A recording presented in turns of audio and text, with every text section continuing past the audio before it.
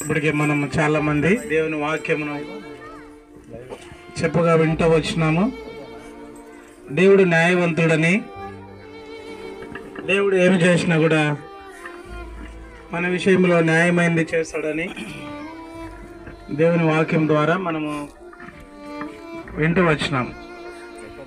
అయితే క్రైస్తవునికి ఉండే నిరీక్షణ చాలా గొప్పది. ఎందుకంటే క్రైస్తవులకు ఉండే నిరీక్షణ ప్రపంచంలో ఎవరికి లేదు. అందుకే మనము క్రైస్తవ పద్ధతి, క్రైస్తవ నిరీక్షణ, క్రైస్తవ విశ్వాసము, క్రైస్తవునికి ఉండే గొప్ప ఆశ ఏంటంటే ఈ లోకం మొదలుపెట్టిన తర్వాత దేవుని దగ్గర ఉంటానన్నటువంటి గొప్ప నిరీక్షణ క్రైస్తవునికి దేవుడు కలిగించాడు.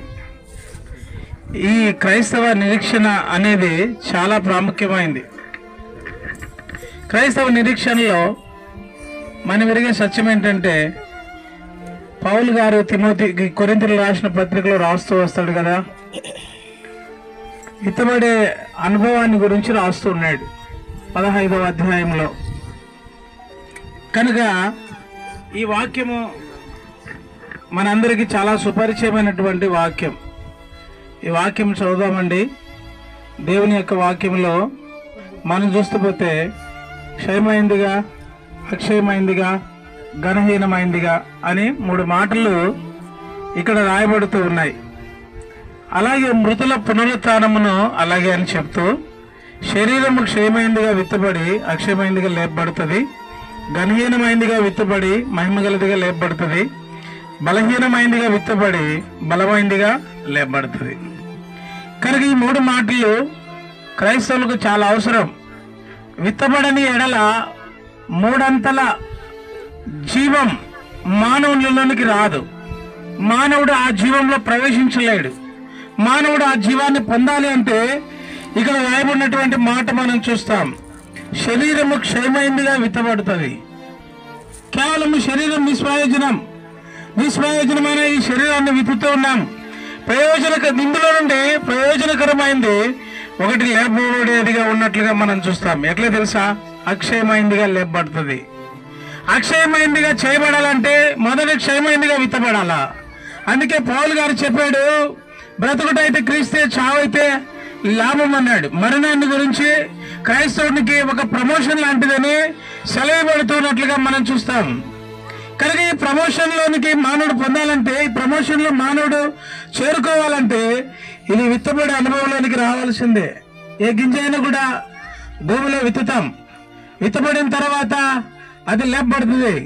యెషయా గ్రంథం 26వ అధ్యాయంలో రాయబడుతుంది. 19వ వచనంలో దేవుని యొక్క వాక్యం ఈ విధంగా రాయబడుతుంది. మట్టిలో విత్తబడింది బలమైందిగా లేపబడడానికి గల కారణం మట్టికి ఒక గుణం ఉందని రాయబడుతున్నట్లుగా మనం చూస్తాం. మట్టికి చదవండి దేవుని యొక్క వాక్యం 26వ అధ్యాయం 19వ వచనం. నా వారి శవములు సజీవములగును, మట్టిలో పడి ఉన్న వారులారా మేలుకొని ఉచ్చయించుడి,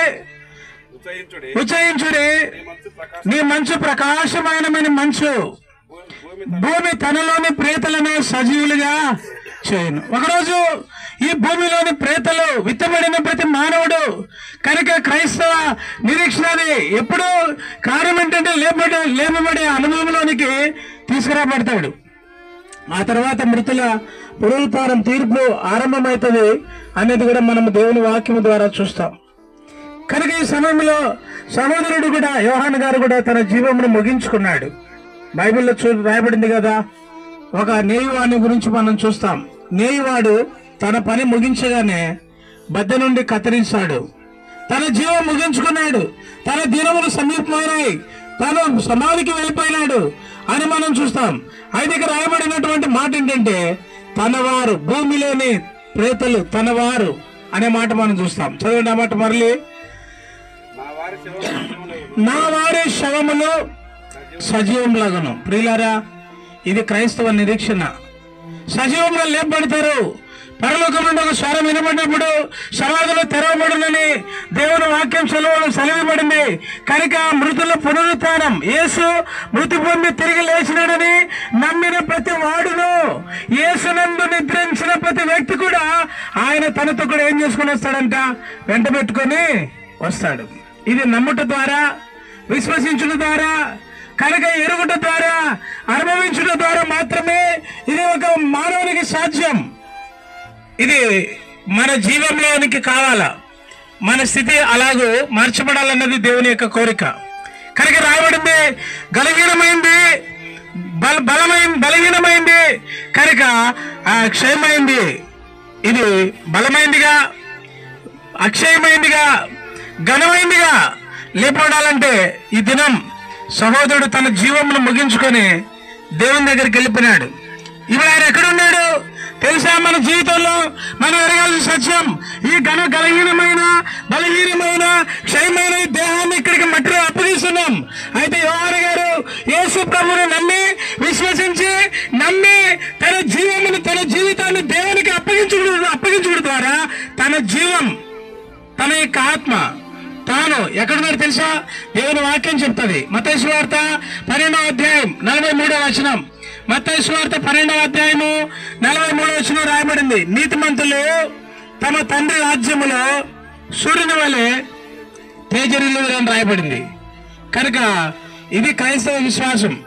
ఏంటి క్రైస్తవ విశ్వాసం? అడ్రస్ మారిందంతే, కానీ తన జీవం. కనుక ఈ ఊరు నుంచి ఆ ఊరికి వెళ్ళినాడు. ఏ ఊరు అది? దేవుని రాజ్యం అనే ఊరు. నిశ్చలమైన రాజ్యం, నశింపులేని రాజ్యం, క్షయము కాని రాజ్యం, నిత్యము ఉండే రాజ్యం. కనుక సూర్య చంద్రులు లేని రాజ్యం. దేవుడు ప్రకాశించే ఆ రాజ్యంలోనికి తాను ప్రవేశించాడు. ఆ రాజ్యంలో మనము ఉండాలన్నది దేవుని కోరిక. ఒకరోజు ఆయన వెంట పెట్టుకొని వస్తాడు. ఆర్భాటముతో ఆయన దిగి వచ్చినప్పుడు తనను వెంట పెట్టుకొని వస్తాడు. పిల్లరా, ఈ గొప్ప నిరీక్షణ దేవుడు క్రైస్తవులకు ఇచ్చినాడు. అందుకే క్రైస్తవ సమాధి చాలా విలువైంది, శ్రేష్టమైంది. అందుకే దేవుని వాక్యం చెప్తుంది, తగిన విధముగా సమాధి చేయబడకపోతే పడిపోయిన పిండము కంటే వాని గతి చాలా దౌర్భాగ్యమైందని రాయబడుతుంది. అందుకే క్రైస్తవ సమాధికి చాలా విలువ ఉంది. కనుక ప్రియులారా, ఈ శరీరం ఇంతటితో అయిపోయింది అనుకోవద్దు. ఇప్పటి నుంచి తన అసలైన జీవితం ప్రారంభించబడింది.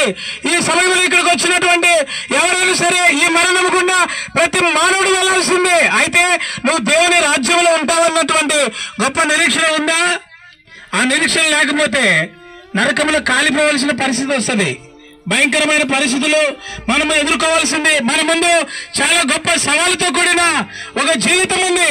ఆ జీవితాన్ని నువ్వు ఎదుర్కోవాలంటే నీ ధైర్యం నీ సరిపోదు. దేవుడు నీ ప్రక్కలో ఉంటే తప్ప, దేవుడు నీ హృదయంలో ఉంటే తప్ప, దేవుడు నీ హృదయంలో నివసిస్తే తప్ప దాన్ని ఎదుర్కోవడం ఏ మానవుని చేత కాదు. ప్రియులారా, ఒకరోజు లేపబడే ఈ అనుభవం రాయబడింది. సమాధులు తెరవబడతాయి, పరిశుద్ధుల శరీరములు లేపబడునని రాయబడింది. కనుక ప్రియులారా, మహిమ దేహముతో లేపబడతారు, దేవుని రాజ్యములో ఉండగలుగుతారు.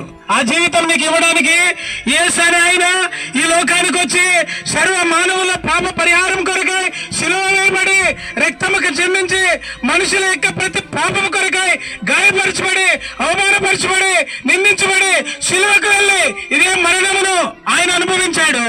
మరణం ఆయన్ను బంధించలేకపోయింది. భూమి తనలో ఆయనను ఉంచుకోలేకపోయింది. సమాధి కనుక ఈ భూమి బద్దలైపోయింది. యేసు నమ్మిన వారి యొక్క జీవితం కూడా అంతే. యేసు ప్రభు లోపల ఉంటే ఆ దైవ శక్తి మానవుల్లో పనిచేసినప్పుడు ఓ మరణమని ముళ్ళెక్కడ, ఓ సమాధిని విజయం ఎక్కడ, మరణపు ముళ్ళను విరిచేసినాడు.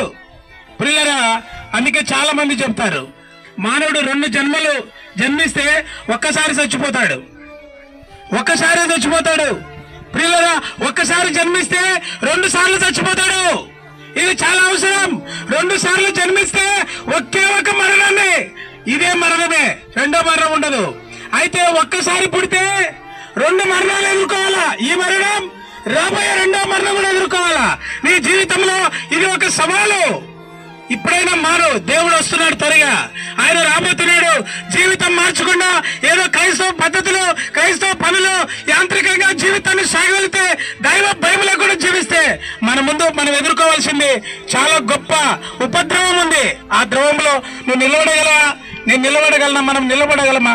మనం ఎవరి చేత కాదు. కనీసంలో ప్రియులరా, ఈ యోహాను గారు నిరీక్షణతో తన జీవితాన్ని ముగించి వెళ్ళిపోయినాడు. కనుక తన జీవం ముగించబడింది.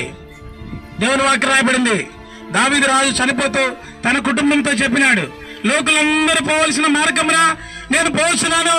అయితే దేవుడు నాతో చెప్పినాడు, ఆయన మార్గములో, ఆయన యథార్థతలో, ఆయన పరిశుద్ధతలో నడుచుకునేవాడు నా సింహాసనం మీద ఒకడు ఉన్నాడు మానడని దేవుడు నాతో చెప్పాడు. బిడ్డలారా జాగ్రత్త, దేవుని విడిచిపెట్టొద్దని చెప్పాడు. ప్రియుల ఈ కుటుంబానికి చెప్పే యోహాను గారు చెప్పిన మాట ఏంటి తెలుసా? దేవుని విడిచిపెట్టద్దు. దేవుడు అన్యాయం చేయడు, దేవుడు న్యాయవంతుడు, దేవుడి దగ్గర నేనున్నాను.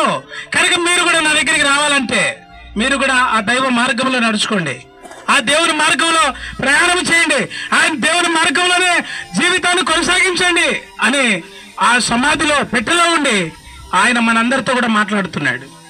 కనుక ప్రియులారా, ఈ సమయంలో విత్తబడిన ప్రతి విత్తనం మొలుస్తుందని రాయబడినట్లుగా ఇది పరిశుద్ధమైన విత్తనం, కుళ్ళిపోయే విత్తనం కాదు. బైబిల్ రాయబడింది, నీ పరిశుద్ధుని కుళ్ళు పట్టనీయవు. ఇది క్రైస్తవ నిరీక్షణ. ఇది కుళ్ళు పట్టే శరీరం కాదు, మహిమ దేహంతో లేవబడే దేహం ఇది. ఎందుకు తెలుసా? యేసు రక్తము చేత తన పాపములన్నీ కడుక్కొని పవిత్రుడై పరిశుద్ధుడై నీతిమంతుడిగా తీర్చుబడి ఈ లోకాన్ని విడిచిపెట్టాడు. ఇది కుళ్ళిపోయే విత్తనం కాదు. ఇది కుళ్ళిపోయే విత్తనాలు వేరే. కుళ్ళిపోని విత్తనం, పవిత్రమైన విత్తనం, పరిశుద్ధమైన విత్తనం, జీవమును పొందిన విత్తనం ఒకరోజు లేపబడుతుంది. ఇది క్రైస్తవ నిరీక్షణకు ఆధారం.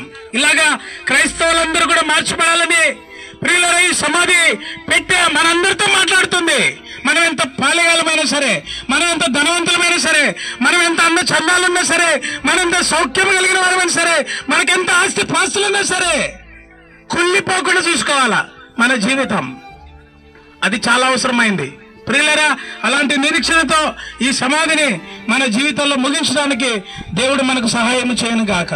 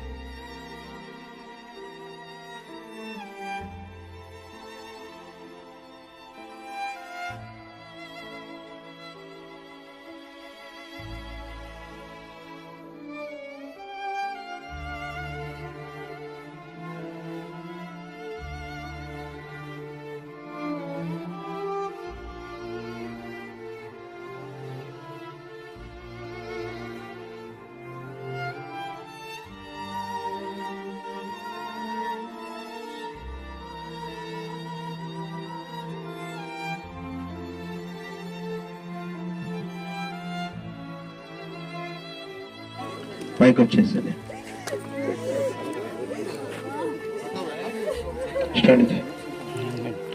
సర్వశక్తి కృప కలిగిన మా దేవ యేసు ప్రభు వారి ఘనమైన నామమున మీకు వందన స్తుతులు స్తోత్రాలు చెల్లిస్తుంటున్నాను.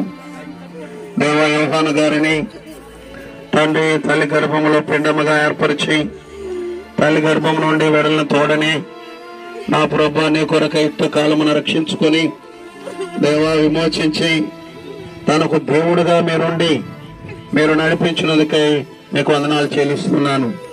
తండ్రి నీవు దేవుడుగా మరణం వరకు నడిపించి ప్రభా సదాకాలము మీరు తోడుగా ఉన్న దేవుడైనందుకై నేను స్తుతిస్తుంటూ ఆరాధిస్తుంటున్నాను.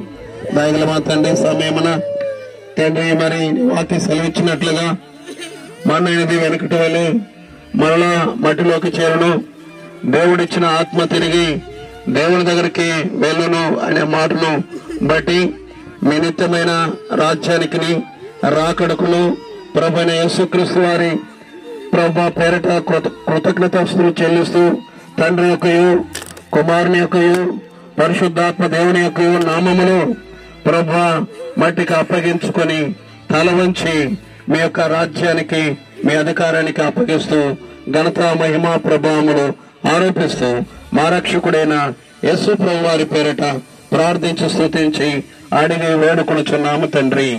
ఆమేన్.